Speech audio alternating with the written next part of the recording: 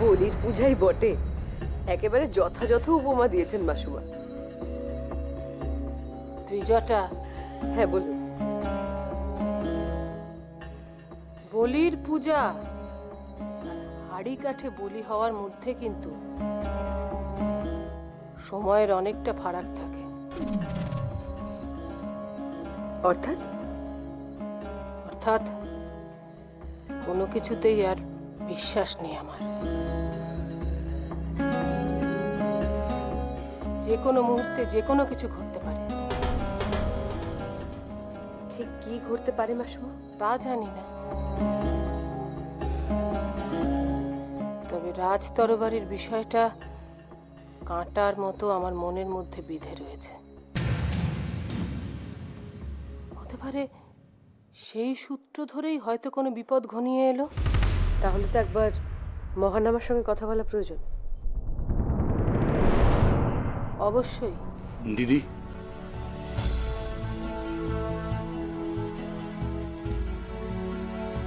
এসো মহানামা। তোমার মুখে তো আনন্দের অভিব্যক্তি থাকার কথা ছিল, কিন্তু এ কি, সেখানে কালো মেঘের ছায়া দেখতে পাচ্ছি কেন? কি হয়েছে? তোমার সঙ্গে একটা বিশেষ কথা আছে মহানামা। বলো। এই রাজ তরবারি চুরি যাওয়ার ঘটনাটা জানো তো?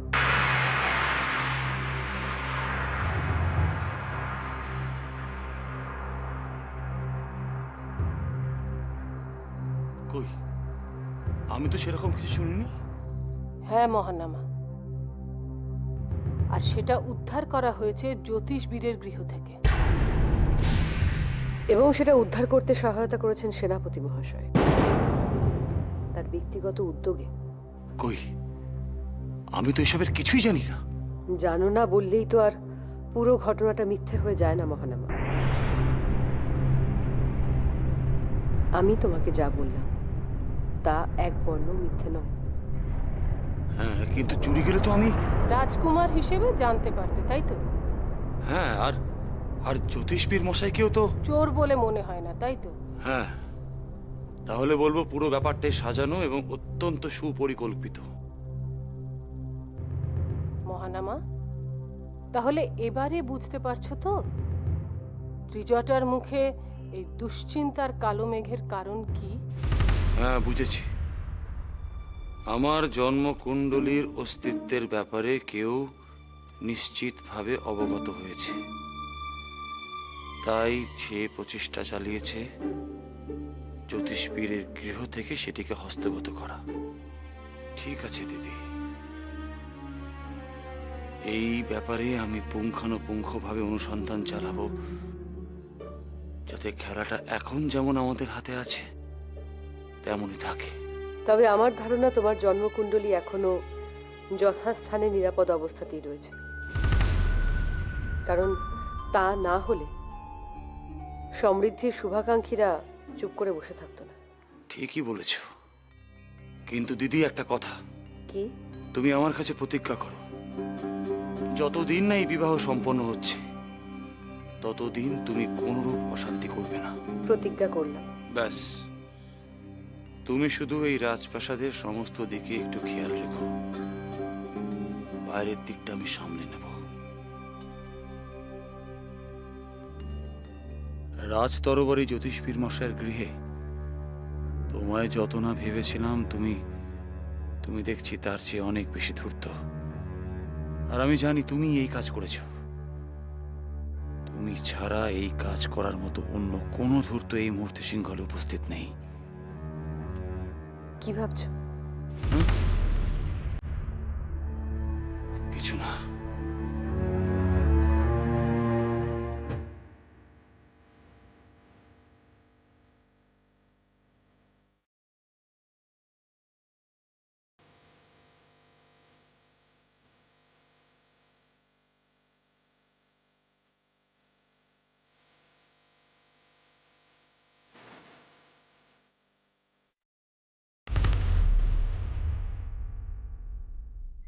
সেনাপতি মশাই, প্রধানমন্ত্রী মশাই, এ সময় আপনি এখানে কি করছেন?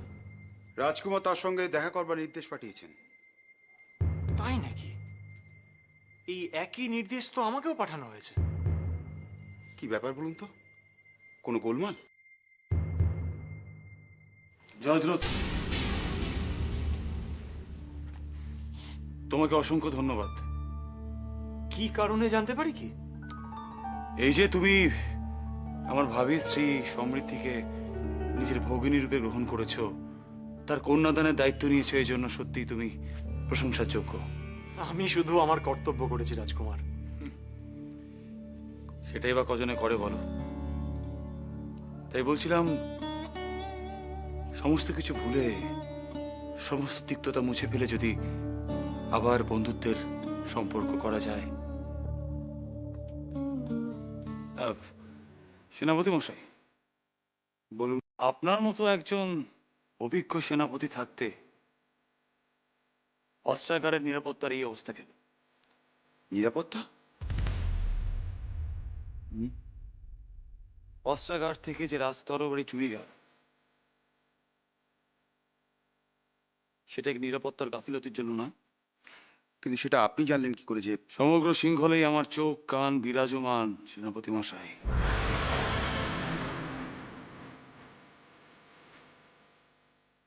এবার আমার প্রশ্নের উত্তর দিন।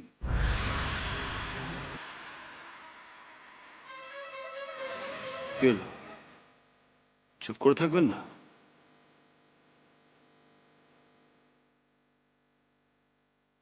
জবাব দিন। আপনি যদি জবাব দিতে না চান, তাহলে কিন্তু আমি এবার প্রধানমন্ত্রী মশাইকে জিজ্ঞেস করব।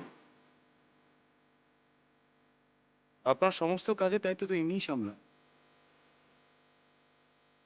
যদি তাই হয়, তাহলে অস্ত্রাগার নিরাপত্তার দায়িত্বটা এনারই, তাই না?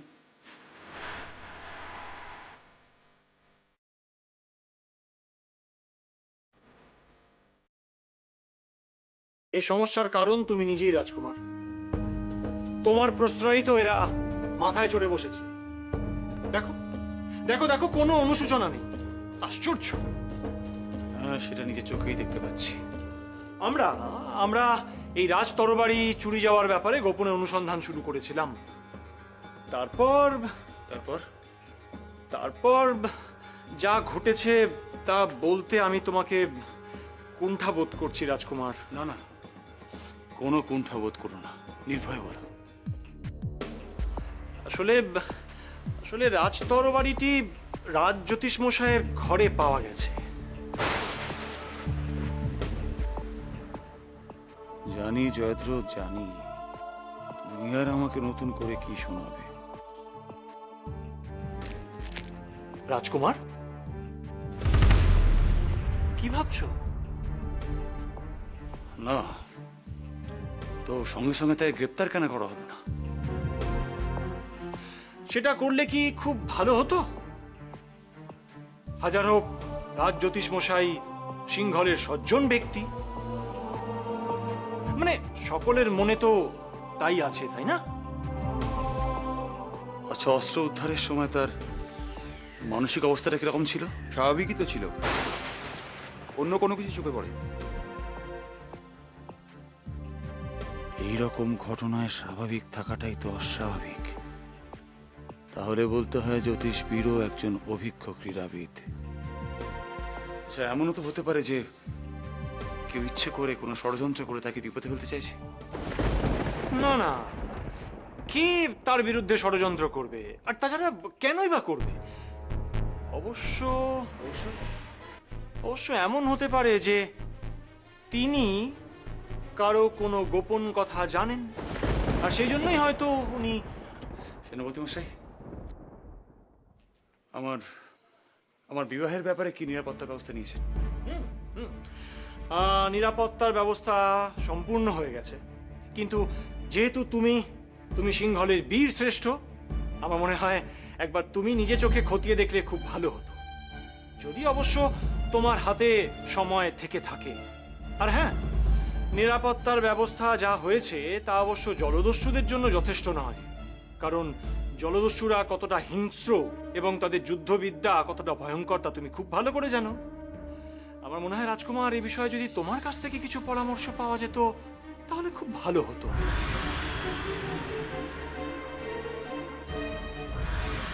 জয়দ্রথ হঠাৎ জলদস্যুদের কথা উল্লেখ করলো কেন? তাহলে কি সে আমায় বোঝাতে চাইছে যে জলদস্যুদের সাথে আমার সম্পর্কের কথা সে জানে? না না, সে যা বলতে চায় বলুক। বিবাহ সম্পন্ন না হওয়া পর্যন্ত শুধু শুনে যাওয়াটাই আমার উচিত হবে। কি ভাবছো রাজকুমার? না, কিছু না। শুধু ভাবছি যে এবার একটু সময় বার করে নিরাপত্তার ব্যবস্থাটা খতিয়ে দেখতে হবে। আসি জয়দ্রথ।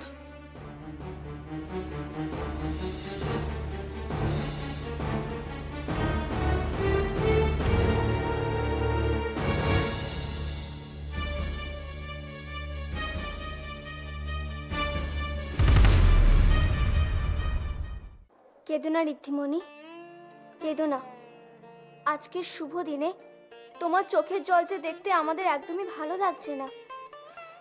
কি করব খনা, কি করব বলো? একজন নারী তার বিবাহ নিয়ে কত স্বপ্ন দেখে, কত প্রত্যাশা তার হৃদয় জুড়ে থাকে। সে আশা করে যে তার বিবাহ আলোয় আলোয় আলোকিত হয়ে উঠবে, রঙে রঙে বর্ণময় হয়ে উঠবে। তার পরিবার, পরিজন, সখীরা সবাই তাকে ঘিরে থাকবে। তার মাতা পিতা তাকে আশীর্বাদ করে শ্বশুর বাড়ি পাঠাবে। কিন্তু কিন্তু আমি যে কাউকে এই মুহূর্তে আমার কাছে পেলাম না, আর পাবোই বা কি করে? আমার রাজ্য, আমার রাজপ্রাসাদ, আমার পরিবার, পরিজন সবাই যে চিরতরে হারিয়ে গেছে। দুঃখ করো না রাজকন্যা, আমি তোমার মনের কষ্ট ভালোভাবে বুঝতে পারছি। সত্যি কথা বলতে প্রত্যেক মেয়ের জীবনে বাপের বাড়িটা একদিন হারিয়ে যায়। শ্বশুর বাড়িটাই তার জীবনের ধ্রুব সত্য হয়ে ওঠে। কিন্তু আমার মতন অবস্থা কজন নারীর হয় বলুন তো?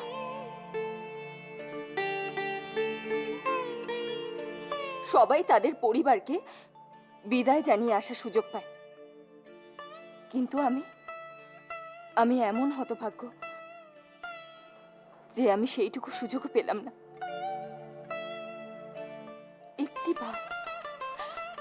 একটি বার যদি আমি তাদের বিদায় জানিয়ে আসার সুযোগ পেতাম। সে সুযোগ আপনি পাবেন রাজকুমারী।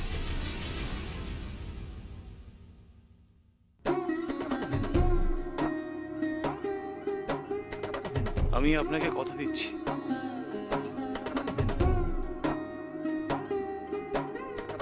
একদিন আমি আপনাকে নিজে আপনার আত্মীয় পরিজনদের কাছে ফিরিয়ে নিয়ে যাব।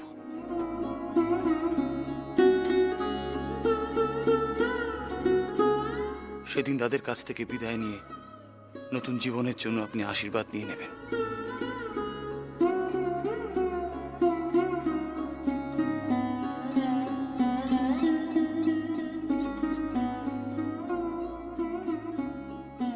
আর তোমার দুঃখ করা উচিত নয় রাজকুমারী, এবার তোমার আনন্দের করার দিন। প্রাণ ভরে হাসো, আমি আসি।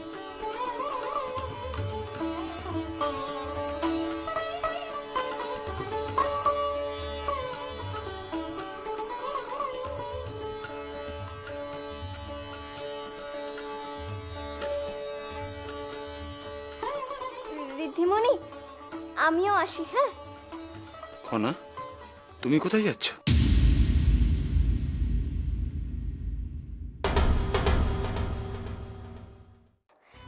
ভাই কাকা, ভাবছিলাম যে আমি চলে গেলে তোমরা একটু কথা বলতে পারতে একান্তে।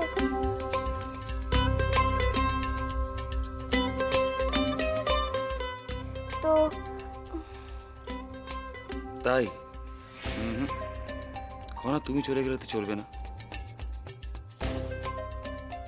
কারণ আমার সঙ্গে রাজকুমারী সমৃদ্ধির এই যে আলাপ,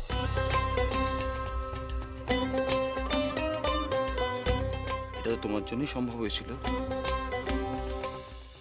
বলতে পারো এই কাহিনীর মূল সূত্রধার তো তুমি।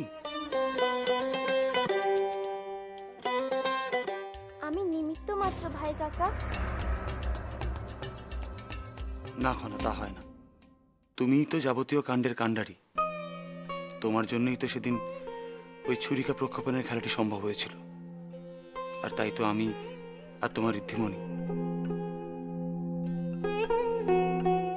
একে অপরের হৃদয়ের কাছাকাছি আসতে পেরেছি। বলো রাজকুমার, দয়া করে খনার সামনে এসব কথা বলবেন না। কেন? কারণ এইসব কথার অর্থ বোঝার মতো বয়স এখনো খনার হয়নি। খনা, কি বলবে বলো। তুমি কি তোমার ঋদ্ধিমণিকে সিংহলের এই গাত্র হরিদ্রা ব্যাপারটা বুঝিয়ে বলেছো? ভাই কাকা, আমার বোঝানোর থেকে তোমার বোঝানো বেশি কাজ হবে না? আমি আসছি, হ্যাঁ, আমার না অনেক কাজ বাকি আছে, আসছি।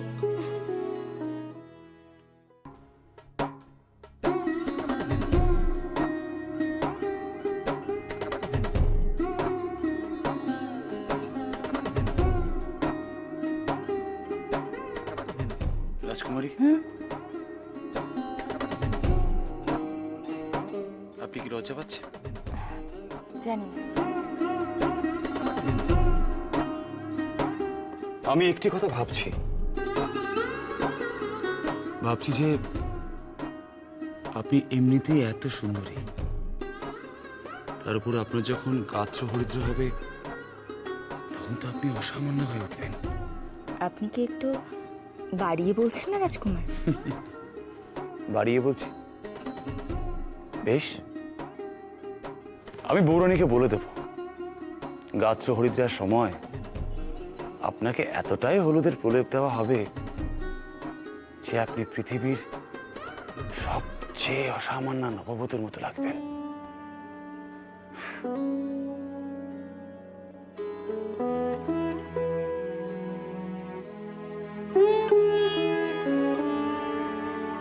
রাজকুমারী, কি? আমার চোখের দিকে একবার তাকাবেন? কেন? একবার তাকাবেন।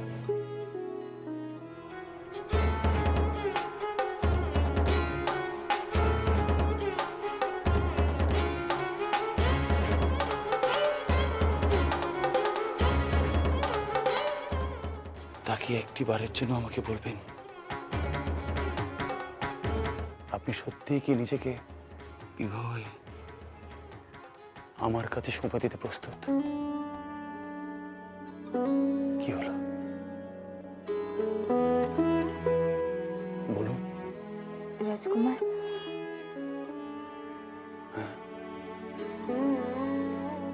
একবার বলুন রাজকুমারী, চুপ করে থাকবেন না। রাজকুমার, আমি ভেবেছিলাম কোনো রীতিনীতির রঙে নয়, ভালোবাসার রঙে আমি রঙিন হই। কিন্তু আপনার কাছে বোধহয় রীতিনীতিটাই বেশি গুরুত্বপূর্ণ।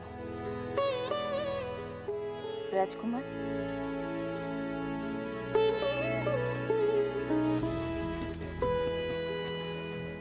কি হলো রাজকুমার?